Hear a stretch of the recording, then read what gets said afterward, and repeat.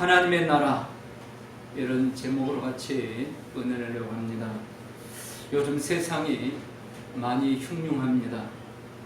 그러지 않은 시대는 별로 없었지만 요즘 특별히 코로나가 무증상으로 확산되어서 좀처럼 끝날 것 같지가 않습니다. 그러나 이후에는 정말 우리가 이런 공포와 두려움이 없을 것인가? 아니라는 것이 대부분의 학자들이나 의사들의 의견입니다. 오히려 더 무서운 바이러스나 기생충이나 질병들이 덮쳐올 것이라는 겁니다. 우리는 또한 이 북한과도 더욱더 악해져 갈 것이라는 겁니다. 요즘 또 북한이 온갖 못된 짓을 다 합니다. 북한의 한 여자가 큰 소리 치니까 정부가 꼼짝 못하고 있고 우리 국민들은 두려움에 떨고 있습니다. 앞으로는 이런 흉흉한 일이 더 많아질 것이라는 겁니다. 경제는 점점 어려워지고 있고 튼튼한 직장도 사업도 점점 불안해져 가고 있습니다. 세상이 흉흉해져 가고 있다는 겁니다. 그러나 하나님을 믿는 성도들은 세상이 아무리 소란스럽고 흉흉해도 평안과 안식을 누릴 수 있어야 됩니다. 그래야 성도입니다. 세상 유행, 세상의 흐름에 동화되어서도 안 됩니다. 죄와 분리되어 살면서 많은 어려움과 손해가 와도 찬송을 부르며 승리할 수 있는 사람, 그 사람이 바로 성도입니다. 어떻게 이게 가능할까요? 우리에게는 하나님의 나라가 있기 때문입니다. 하나님의 나라, 천국이 우리에게 있습니다. 우리는 그 나라에서 영생을 누릴 수 있기 때문에 우리는 어떤 세상에서도 찬송하며 승리할 수 있어야 된다는 겁니다. 만일 성도라고 하면서도 하나님 나라에 대한 믿음이 없다면 날마다 불안하고 날마다 두려움 속에서 살아갈 수밖에 없을 겁니다. 오늘 세상이 흉흉함에 따라서 불안하고 두려우십니까? 자기 마음을 들여다보시 바랍니다. 내 안에 하나님의 나라가 있는가? 하나님의 나라가 있다면 세상이 흉흉해도 우리는 오랫동안 불안하고 두려워하지 않을 겁니다. 오늘 새벽 예배 시간에 신명기 33장 26절에 이렇게 말씀합니다. 여수린이여 하나님 같은 이가 없도다. 신명기 33장 29절에는 이렇게 말씀합니다. 이스라엘이여 너는 행복한 사람이로다. 저는 묻고 싶습니다. 오늘 행복하십니까? 세상이 흉흉하니까 내가 행복하지 못하다면 분명히 우리의 믿음에 문제가 있는 겁니다.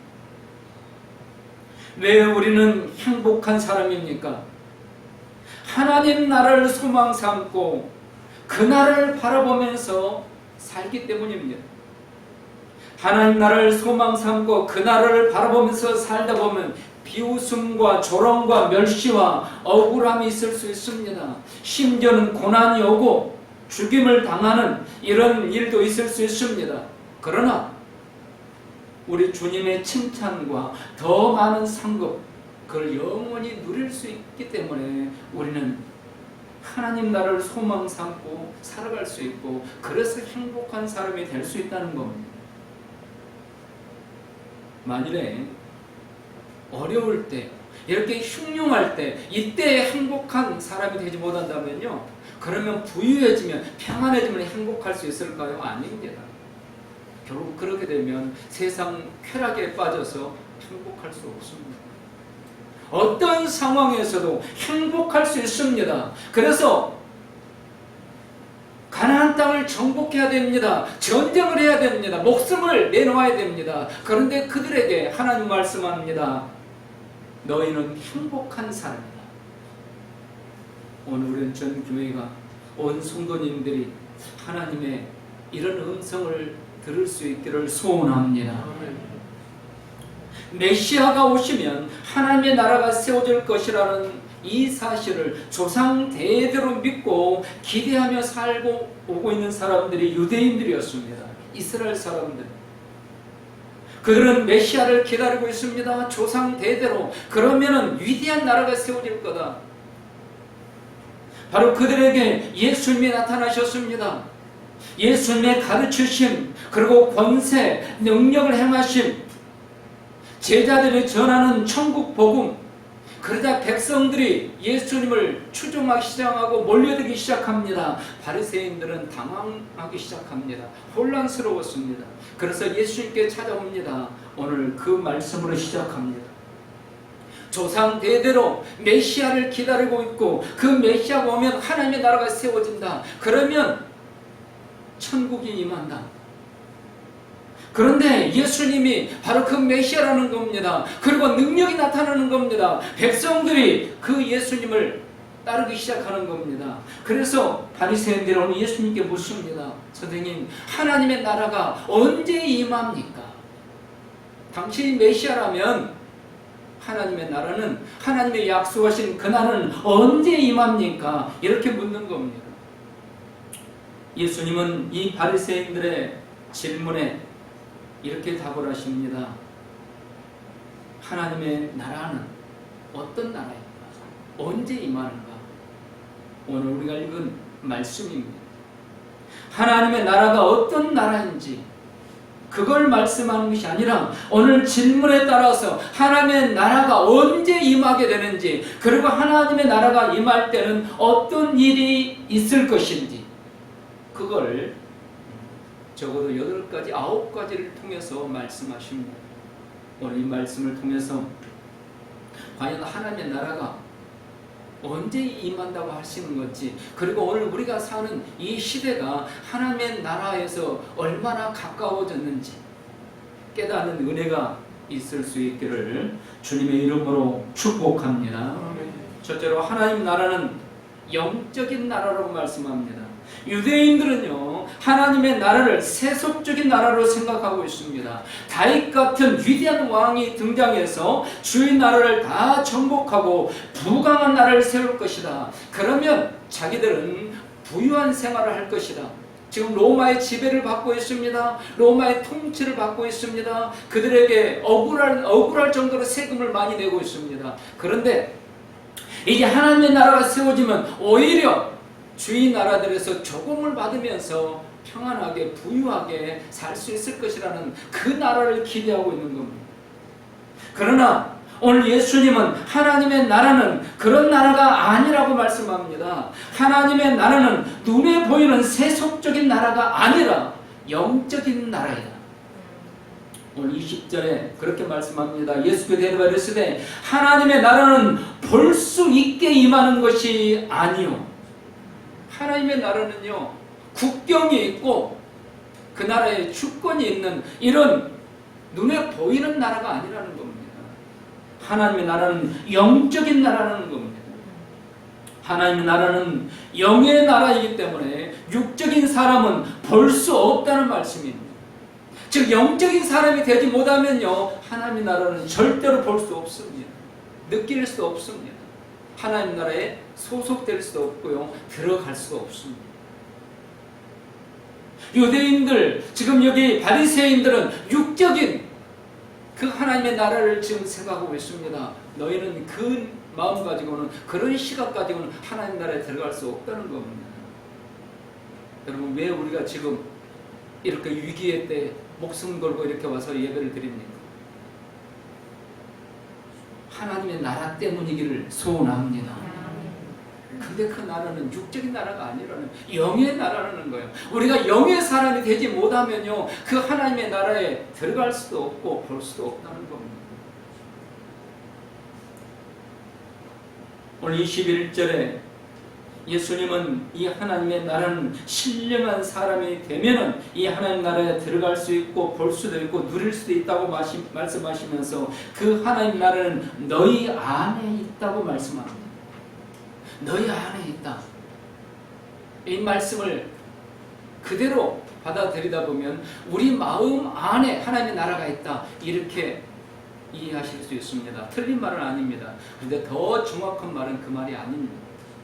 더 정확한 말은 너희 가운데, 너희 사이에, 너희 제자들이 모여있는 그 모임 안에 있다는 겁니다. 무슨 말입니까? 그 제자들이 있는 곳에 예수님이 계십니다. 예수님이 계시는 곳, 그곳이 하나님의 나라라는 겁니다. 하나님의 나라는 우리 마음 안에 머물러 있는 게 아닙니다. 예수님이 계시는 그곳이 하나님 나라입니다. 내 안에 예수님이 거하시면 내 안에 하나님 나라가 있습니다. 근데 내 안에 예수님이 계시지 않은 하나님 나라는 없습니다. 바로 이 말씀을 하시는 겁니다. 하나님의 나라는 예수님이 계시는 그곳이 하나님의 나라다. 예수님의 등장, 뭐라고 등장하십니까? 회개하라, 천국이 너에게 임하였느니라. 즉 예수님이 등장하시면서 하나님의 나라는 이미 이 땅이 시작되었다는 겁니다. 믿으시기 바랍니다. 이 하나님의 나라가 나에게 지금 없다면 영원한 천국도 없습니다. 예수님과 함께 있는 곳이 하나님의 나라임을 지금 강조하시는 겁니다. 누가복음 11장 20절에 더욱더 분명하게 이 사실을 강조해 주시고 있습니다. 자, 우리 같이 읽습니다. 그러나 내가 만일 하나님의 손을 힘입어 귀신을 쫓아낸다면 하나님의 나라가 이미 너희에게 임하였느니라. 아멘. 예수님이 지금 선포하시는 말씀입니다. 내가 만일 귀신을 쫓아낸다면 하나님의 나라가 이미 너희에게 임하였느니라. 예수님이 계시는 곳, 그곳이 하나님의 나라의 증거. 무엇입니까? 예수님의 권세 있는 가르치심이 있습니다. 모든 질병을 치료해 주십니다. 귀신을 쫓아내 주십니다. 죽은 자를 살려내 주십니다. 풍랑을 잠잠케 해 주십니다. 재창조 사역으로 거듭나게 해 주십니다. 물을 포도주가 되게 해 주십니다. 예수님이 바로 하나님의 능력을 힘입어서 하나님의 나라가 임한 증거를 이렇게 분명하게 나타내 보여주십니다. 사랑하는 성도 여러분, 예수님의 이 권세, 이 능력, 이 권능을 믿으시기 바랍니다. 그러므로 성도는 예수님과 함께 있는 것이 중요합니다. 오늘 교회 와서 이렇게 예배를 드리셔도요, 지금 예수님과 함께 거하지 않으신다면 불행한 일입니다. 교회에서도, 집에서도, 직장에서도, 여행 중에서도, 즐거울 때도 슬플 때도 언제나 어디서나 어떤 상황에서도 예수님과 함께 있다면 그곳은 이미 임한 하나님의 나라입니다. 그러면 우리는 지금 어디에 살고 있습니까? 하나님 나라에 살고 있는 우리 성도님들 될 수 있기를 축원합니다. 이미 임한 하나님의 나라, 예수님이 등장하면서 예수님이 계시는 그곳, 하나님의 나라는 바로 하나님이 통치하는 나라, 예수님이 통치하는 나라입니다. 그래서 예수님의 통치를 받는 그곳이 바로 하나님의 나라고, 이 나라는 이미 임했고 우리는 예수님의 통치를 받기 때문에 하나님 나라의 백성이 된 겁니다. 이미 임한 하나님 나라에 거하는 성도가 장차 부활하게 될 것이고 완성된 몸을 가지고 천국에서 영생을 누리게 됩니다. 바리새인들이 질문한 하나님의 나라가 언제 임하는가? 오늘 예수님은 분명하게 답을 해주시고 있습니다. 오늘 예배를 드리시는 우리 성도님들 벌써 하나님 나라에 들어와 있다는 겁니다. 그리고 장차 완전한 천국에서 완전한 안식을 누리면서 참 행복한 영생을 누리게 됩니다.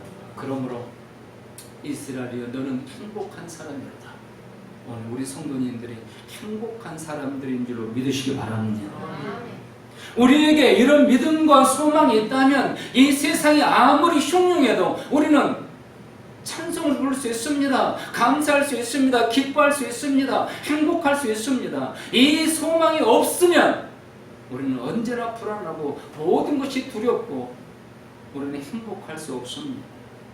우리 은총교회 성도님들 모두가 어린 자녀 한 명이 이르기까지 하나님 나라 백성으로 행복한 삶을 누리실 수 있기를 축복합니다. 두 번째로 하나님의 나라가 임하는 때는 많은 어려움과 고난이 있을 것을 말씀합니다. 22절에 제자들이, 예수님의 제자들이 인자의 날 하루를 보고자 하되 볼 수 없다고 하십니다. 무슨 말입니까? 예수님과 하루만 함께 있고 싶어도 그럴 수 없다는 겁니다. 이는 하나님 나라 백성으로 사는 게 극한 어려움이 있을 것을 말하고 있습니다. 하나님의 나라가 임할 때가 되면 신앙생활이 힘들어진다는 겁니다. 그래서 예수님과 하루 동안 온전히 거하는 것이 힘들어진다는 겁니다. 그러면 어떻게 됩니까? 하나님의 임할 때가 되면 결국 신앙생활이 힘들어지니까 성도들이 더욱더 예수님의 재림을 소망하게 되고 천국을 소망할 수밖에 없게 될 것이라는 겁니다. 그런 어려울 때가 온다는 겁니다. 예수님이 고난을 당하고 죽으셨습니다. 그리고 남은 제자들, 이제 예수님을 죽인 그 모든 핍박이 예수님의 제자들에게로 몰립니다. 그래서 예수님의 제자들 엄청난 고난이 닥쳐옵니다. 그 성도님들 고난 속에서 그들에게 간절히 소원하는 것은 한 가지뿐이었습니다. 내가 몇 날이 못 되어 다시 너희를 데리러 오겠다. 이 말씀이 이루어지는 겁니다. 왜?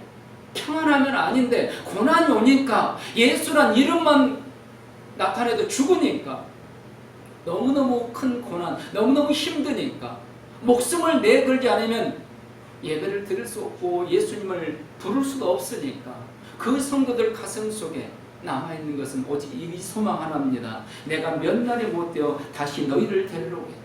그래서 뭐라고 기도합니까? 오 주님, 말씀하신 대로 빨리 와 주십시오. 빨리 재림해 주십시오. 바로 그런 날이 온다는 겁니다. 언제? 하나님의 나라가 임할 때. 바리새인들이 하나님 나라가 언제 임합니까? 물었습니다. 바로 그때 이런 고난이 온다는 겁니다. 하나님의 나라가 임할 때가 되면요, 신앙생활 극한 어려움, 고난이 찾아옵니다. 예배가 힘들게 됩니다. 하나님을 찾는 것 자체가 고난이 되는 시대가 올 것이라는 겁니다. 여러분, 요즘 느껴지지 않으십니까? 교회 가는 게 눈치가 보이고 예배 드리는 게 눈치가 보입니다. 그래서 지금 교회 예배드리러 못 오는 분들도 있습니다. 직장에 눈치가 보이고 그래서 못 나오는 분들도 있습니다. 그러면 앞으로 더 심해지면 어떻게 될까요? 많은 교회들 주위에 있는 사람들이, 주민들이 그 교회 앞에 나와서 이런 때 예배 드린다고 욕을 하고 물을 뿌리고 그런 교회들도 있습니다. 여러분, 앞으로는 이런 일이 더 많을 건, 더 심해질 건데, 그러면 어떻게 될까요? 바로 그때가 하나님의 나라가 임할 때라는 겁니다. 그때가 하나님 나라가 임할 때. 요즘 우리가 사는 이 시대가 바로 하나님 나라가 임할 때 현상이 나타나고 있습니다. 믿음 있는 성도, 믿음이 없는 성도 구별되고 있습니다. 양과 염소가 구별되고 있습니다. 진짜와 가짜가 구별되기 시작하고 있습니다. 바로 이때가 하나님의 나라가 임할 때다. 여러분, 우리 어떻게 해야 될까요? 세상에 동화되어야 될까요? 더욱더 구별되어지고 진짜가 될 수 있기를 주님의 이름으로 축복합니다. 세 번째로, 하나님의 나라가 임할 때는 많은 미혹한 자들이 나타나는 겁니다. 23절에 자칭 메시아라고 하는 자들이 나와서 하나님의 나라가 여기 있다 저기 있다 할 것이라는 겁니다. 그러나 그들을 쫓아가서는 안 된다는 겁니다. 예수님께서 승천하시고 나자 자신이 제일 민수라고 하는 자들, 자신이 선지자라고 하는 자들이 여기저기서 일어났습니다. 초대교회, 바로 예수님이 내가 몇 날이 못 되어 다시 너를 데리러 오겠다, 그러니 기도하면서 기다리라. 근데 예수님은 빨리 오시지 않습니다. 그러자 내가 재림의 수다, 내가 재림의 수다, 그때부터 등장했습니다. 오늘날까지. 오늘날도 많잖아요. 내가 재림의 수다, 나를 믿어야 된다고. 나를 따라오면 거기에 신천지, 거기에 하나님의 나라가 있다고. 바로 하나님의 나라가 임할 때는 이런 일이 많이 있다는 겁니다. 그러나 명심하고 조심하라는 겁니다. 그들을 따라가지도 말고 쫓아가지도 말라는 겁니다. 작년인가요? 동남아 휴양지 한 섬에 하나님 나라가 임한다고 우리나라 목사님이 자기 교회 성도들을 데리고 이주를 갔습니다. 근데 어떻게 됐습니까? 거기서 그 성도들이 노예 생활을 한 거예요. 결국 노예 생활을 하다가 탈출을 했습니다. 그 과정에서 폭력이 사용되고 국제적인 문제가 돼가지고 그 목사가 구속되었습니다. 떠들썩한 뉴스였습니다. 말세는 이 하나님의 나라가 임할 때는 이런 일이 많다는 겁니다. 여러분, 기독교를 가장한 이단들의 형태들입니다. 은밀하게 모이는 모임 가지 말아야 됩니다. 우리끼리 이런 달콤한 유혹에 빠지지 말라는 겁니다. 예수님은 분명히 경고하고 있습니다. 더욱더 이들에게서 권능이 나타납니다. 병이 치료받고 귀신이 쫓겨나고 능력이 나타납니다. 신비한 일이 일어납니다. 그럼 어떻게 될까요? 성도들이 미혹당하는 겁니다. 근데 예수님은 그걸 경고하고 있는 거예요. 어떤 현상이 나타나도 어떤 기적이 일어나도 그들을 쫓아가지 말라. 거기에 하나님 나라가 있는 게 아니다.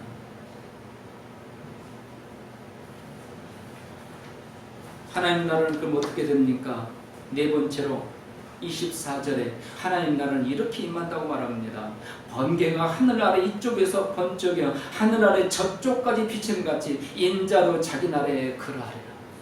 즉 하나님의 나라가 임할 때 예수님은 뭐 몇 사람만 보기 은밀하게 임하는 게 아니라는 겁니다. 모든 생물들이 우주에 있는 하나님이 창조하신 모든 피조물들이 동시에 다 볼 수 있게 임하신다는 거예요.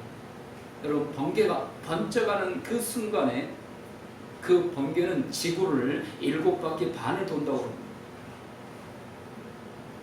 번쩍 그 순간에 그 불빛이 지구를 7바퀴 반 도는 거예요. 예수님이 재림할 때, 하나님의 나라가 임할 때는 이렇게 임한다는 겁니다.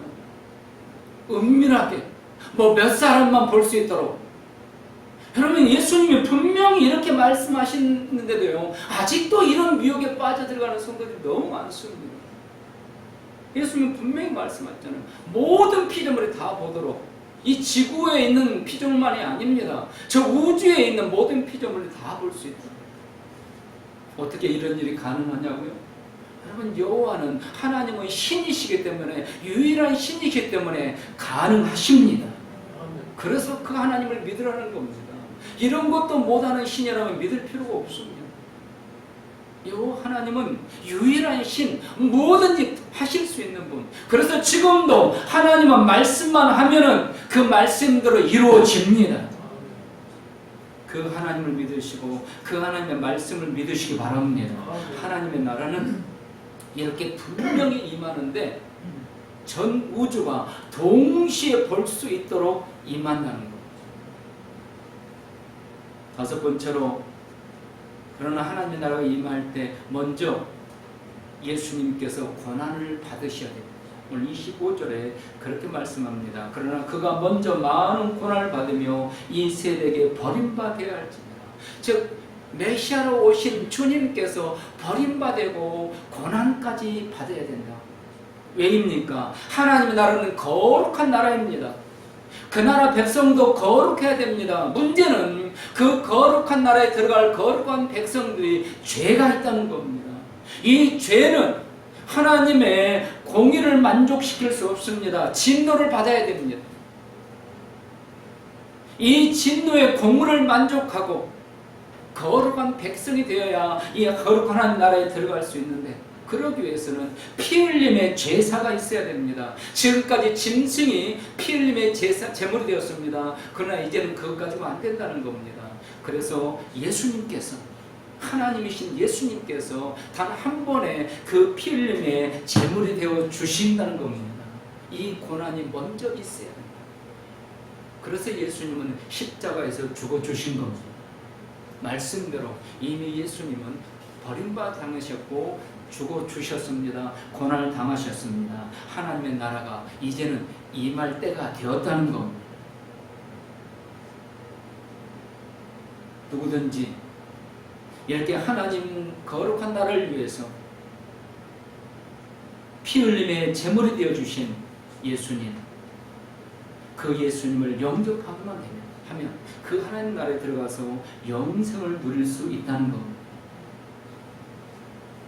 여러분, 이 사실을 믿으시고 끝까지 믿음으로 승리하시기를 주님의 이름으로 축복합니다. 아멘. 여섯 번째로, 하나님의 나라가 임할 때가 되면 심판이 문 앞에 임했음에도 깨닫지 못하고 여전히 죄악에 빠져 있다는 것.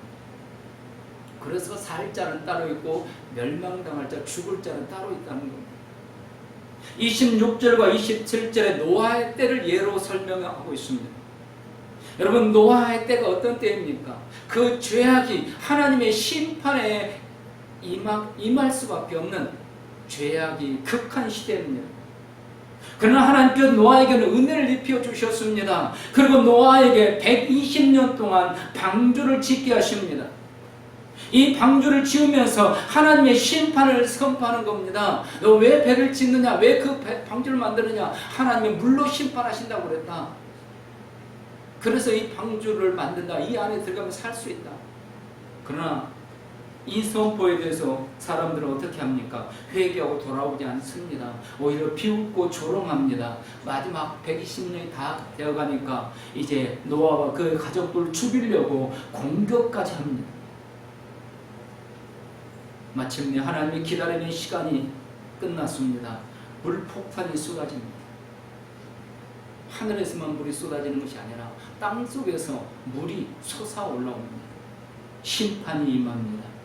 하나님의 나라가 임할 때가 되면 이렇게 심판이 문 앞에 이르렀음에도 여전히 그 죄를 깨닫지 못하고 죄 속에서 뒹굴면서 하나님의 거룩한 백성들을 조롱하고 핍박하기까지 한다는 것입니다. 이 시대가 그렇지 않습니까? 이 시대가 그렇습니다. 예배드리는 것을 비웃고 조롱하고 꼭 교회 가서 기도해야만 되는 건 아니지 않느냐 하면서 비웃고 조롱합니다. 또 하나의 예를 들어서 설명하고 있습니다. 28절, 29절 소돔성을 예로 들고 있습니다. 소돔성, 고모라성, 이 성을 멸망시키시기 위해서 하나님은 천사들을 보냈습니다. 그런데 이 천사들이 심판을 예고하지만 그들은 농담으로 여깁니다. 불과 유황이 눈에 보이는데도 오히려 이들의 선포를 농담으로 여기면서 그 천사들을 겁탈하려고 합니다. 그러면서 그 죄악을 멈추지 않습니다. 바로 하나님의 나라가 임할 때가 되면 이렇다는 겁니다.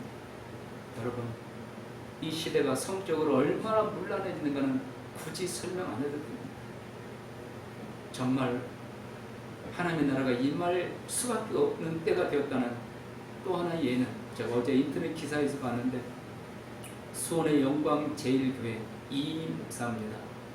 이름까지는 전 밝히지 않겠는데 수원 영광제일교회 감리교회인데 이 목사인데 작년 2019년 8월 인천 그 성소수자 페스티벌에 참여해가지고 그들을 축복하는 예문을 읽고 꽃잎을 뿌리면서 축복해 줬습니다. 그래서 감리교에서 이 목사를 치료를 하려고 재판을 열었는데 뭐라고 항변하냐면 하나님 말씀도 시대에 따라서 바꿔져야 되고 바꿔져서 해석해야 한다는 거예요.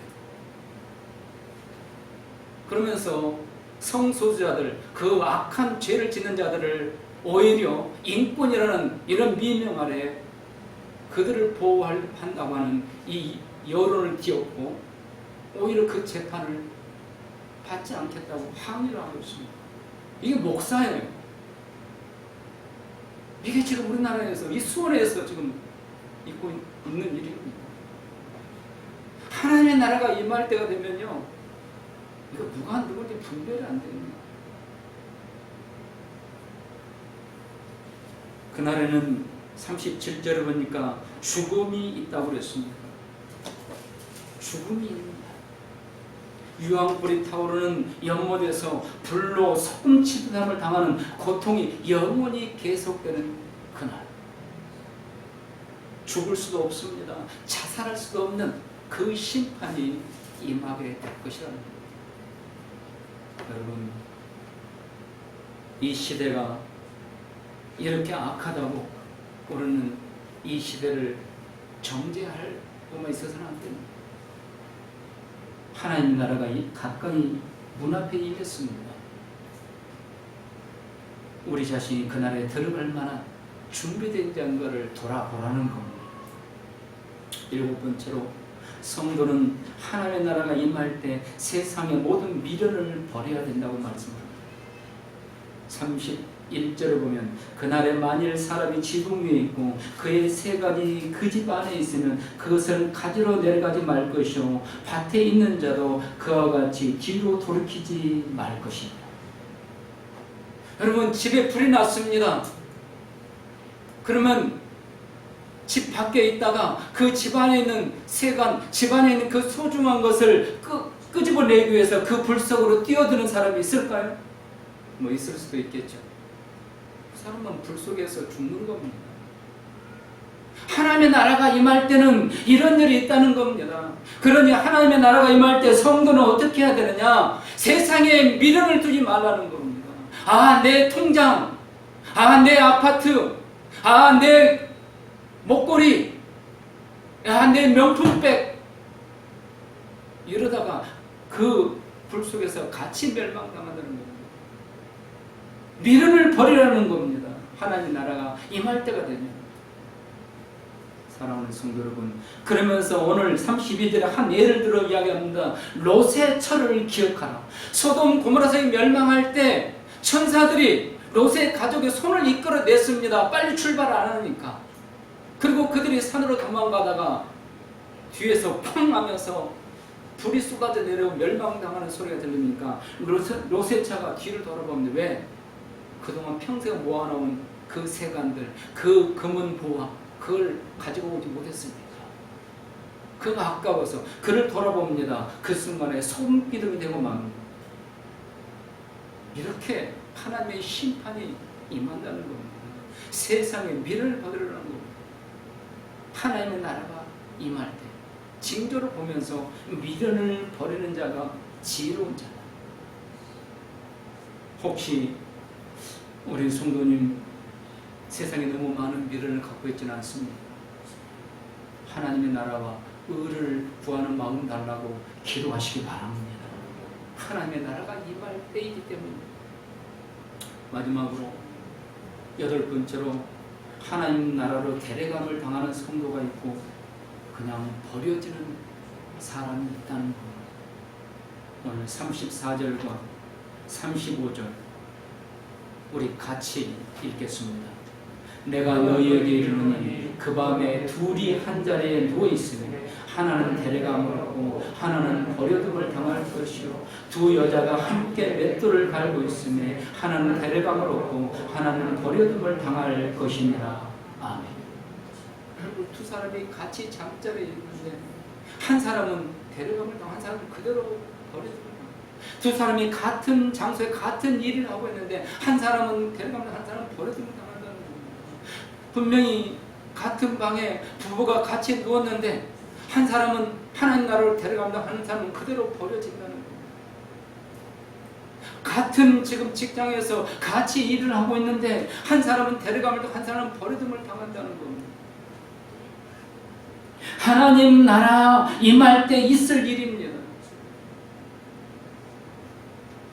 누가 데려감의 은총을 입을 것인가? 누가 그대로 버려짐을 당할 것인가? 누가 할 수 있을까요? 오늘 이렇게 우리가 함께 이 교회에서 우리가 함께 예배드리고 있습니다. 이 자리에 함께 예배드리고 있는데 오늘 만일 이 예배 가운데 주님께서 재림하신다면 우리 모두 다 데려감을 당할 수 있기를 소원합니다. 아멘. 혹시라도 혼자 남는다면 그 처참함을 생각해 보시기 바랍니다.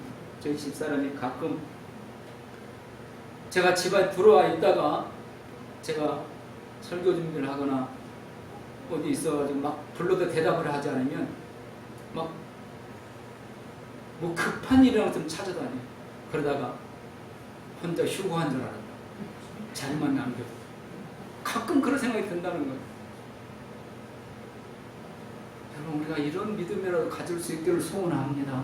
나도 휴고돼야지. 나만 남겨두면 어떻게? 오늘 그 말씀을 하시는 거예요. 우리 주님께서 하나님의 나라가 언제 임할까 묻는 그 바리새인들에게, 그리고 주님의 제자들에게 그 말씀을 하시는 거예요. 그렇다면 나는 과연 하나님이 데려감을 당할 수 있을까? 궁금하시죠?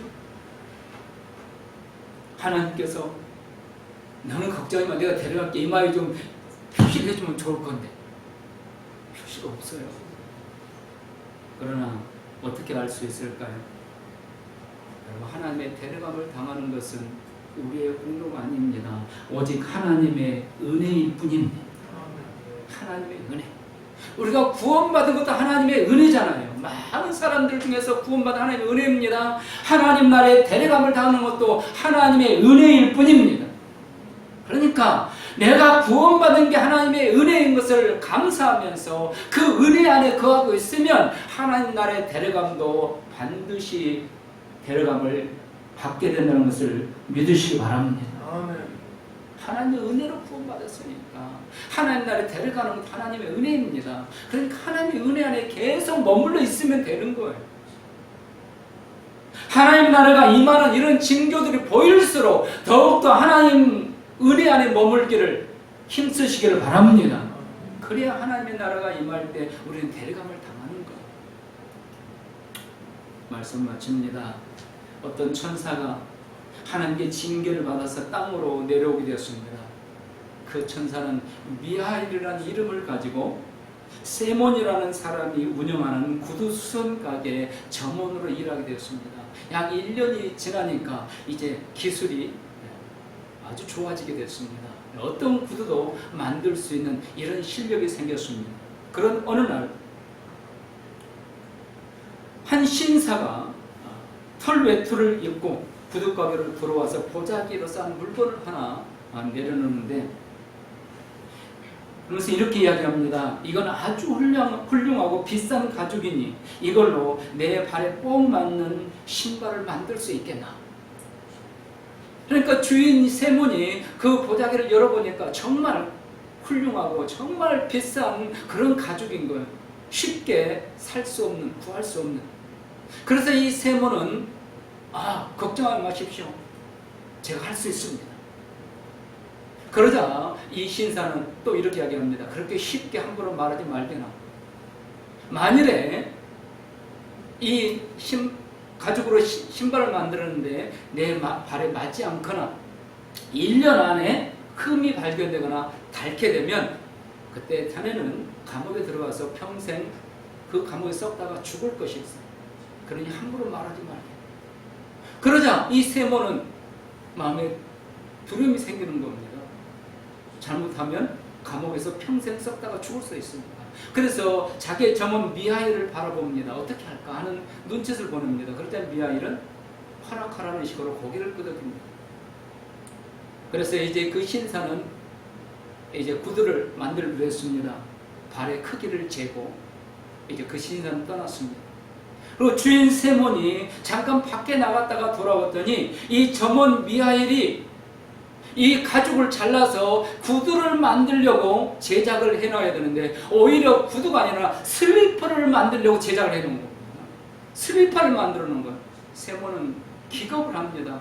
나는 이제 평생 감옥에 갇혀서 썩다가 그 감옥에서 죽고 말게 되고, 이렇게 탄식을 하고 있는데 갑자기 누군가 문을 두드립니다. 그러면서 오늘 아침에 구두를 맡기고 간 그 집 하인입니다.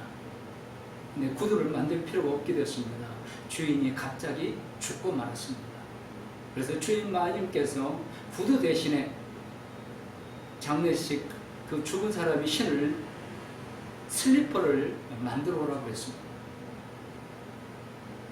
그래서 그 미하일이 만들어 놓은 그 슬리퍼를 주게 됩니다. 이게 어떻게 가능했을까요? 미하일이 천사니까? 그렇죠. 천사니까 가능했을 수도 있겠죠. 미하엘이 그 신사가 엄풀을 놓으면서 교만하고 우쭐거리면서 말을 할 때 그 미하엘이 그 신사 등 뒤를 보면서 빙그레 웃습니다. 그리고 주인 세몬에게 허락하라고 이야기를 하는 겁니다. 뭘 봤냐면 죽음의 사자가 그 신사 뒤를 쫓아오고 있는 것을 보았습니다. 여러분, 이 이야기를 통해서 교훈하는 것은요, 우리 인생이 얼마나 어리석은가를 깨달으는 겁니다. 죽음의 사자가 뒤를 쫓아오고 있는데 그걸 보지 못하는 게 우리 인생이라는 겁니다. 여러분, 코로나가 두렵습니까?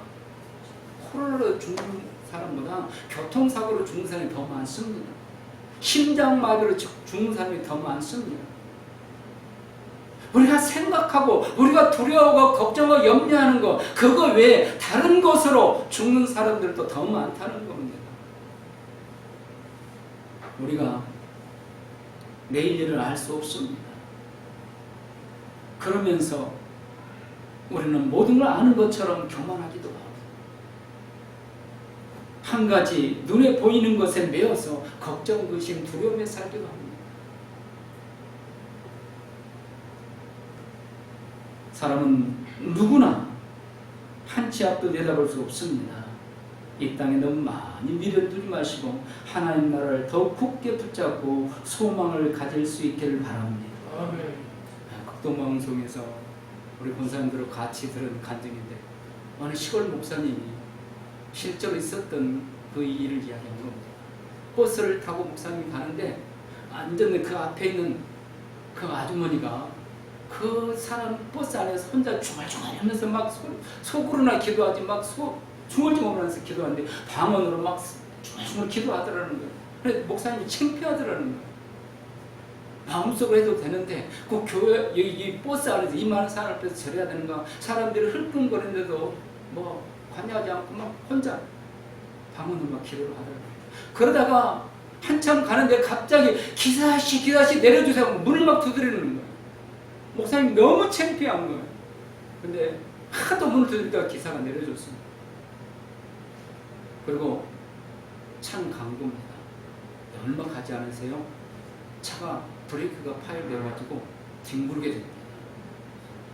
그래서 많은 사람들이 큰 부상을 입고 이 목사님도 크게 부상을 당했습니다. 그리고 목사님이 깨달은 걸 이야기한 겁니다. 아, 그 성도가 정말 얼마나 깨어있는 성도입니다. 뭔가 하나님께서 마음의 불안과 느낌을 주기 때문에 그 사람들이 눈치를 하든 말든 기도한 거고, 기도하다가 그렇게 급한 마음으로 문을 두드려서 내리게 하시는, 여러분, 이게 깨어있는 겁니다.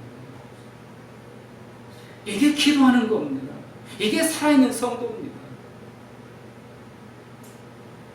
성경은 분명히 이야기합니다. 이스라엘이여, 성도여, 너는 행복한 사람이다.